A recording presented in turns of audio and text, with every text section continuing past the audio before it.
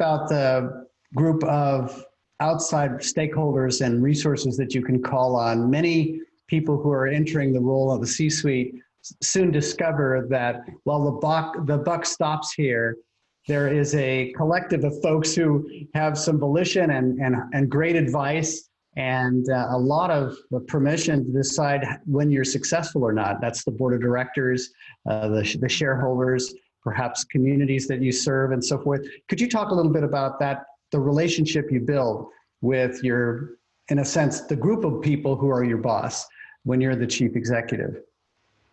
Yes, I think that's one of the aspects that most people don't realize, right? As a chief executive, you spin a lot of plates. You have a lot of different stakeholders, and I think that creates a lot of energy when you harness that for multiple perspectives.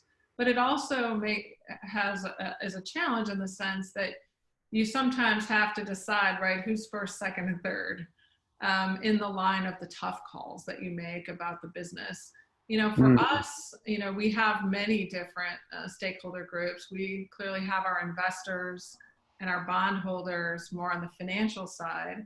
We expanded our board with some really brilliant leaders from great companies like Netflix and Google and Stanford, the Dean of Stanford Medical School, right? So we really added to our board people that really could see the future with us and help us really transform our thinking, because that's what boards do. They both help you stay balanced, but they also help you see forward and break through boundaries.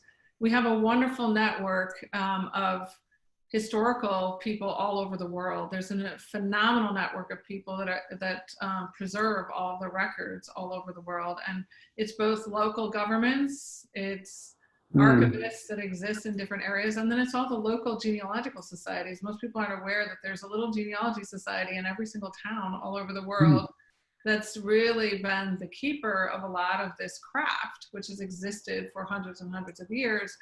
And so we have to really think about all these different associations, local, right, state and national, that we collaborate with to create the ability for people to have access to all these records online. And then there's a huge scientific community that we're part of, especially on the genetics side, because genetics is really a very new field. And so we've had to be a pioneer in terms of what are the standards for the protocols and the research that's done, and how do we do this at, you know, the highest possible standards so that we're always putting consumers first and protecting them and their data. And so it's a very wide range that we're involved with. And for us, that blend is also great in terms of how we, you know, navigate our company and make sure that we're in step with our customers, right?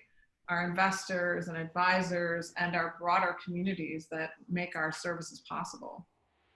It makes so much sense as you describe also the people that you've added to the board, in addition to those other stakeholders that you mentioned, who are people who I would imagine provide some strategic input that is defining part of the future that you're describing as you're making more media and as you're in a position where you're providing profoundly deeper levels of search. And is that part of the method that you think of or would advise others as they're continuing to expand and diversify their boards? Yes, I think boards are really important to create that diversity of perspective. So when I arrived, our board was mainly investors, and they brought tremendous experience in capital markets, pattern recognition of companies. Some of them had been involved with the company for a decade. So they had extraordinary perspective of where the company had come from, and I find them deeply valuable advisors. But as we crafted our strategy for the future, I worked with the board to bring on, you know, 4 new board members that really represented the story of the future, and both contrarian hypotheses as well, because, you know, Netflix being deeply focused on a consumer mega brand and how do you really think about yourself as a powerful storyteller and cultural influencer, contrasted by right, a former Google executive who turned and run and created a new biotech company that was pushing the boundaries. And those two don't always agree, but that's the beauty of it, because one's really pushing the potential of the technology and the other one's really challenging the brand and the cultural, you know, positioning. And I found that as a leader to be incredibly valuable. And then 2 additional board members, one who's serially worked in larger companies that have gone through enormous transformations in their models. And then the dean of Stanford Medical School, who's on the front lines of what is personalized medicine really going to look like. And his experience both at Johns Hopkins and at Stanford at the bleeding edge of science gives us the confidence that we're investing in building an asset that truly can be utilized at the point of care in a way that can be transformational for people. Because I think board members can really play that important role, both the strategic, the financial, and how do you see that future that's possible, for a company, but also check yourself, is that a year out? Is that 3 years out? Is that 5 years out? And so it's that, it's that blend that I think enables us as leaders to be more impactful.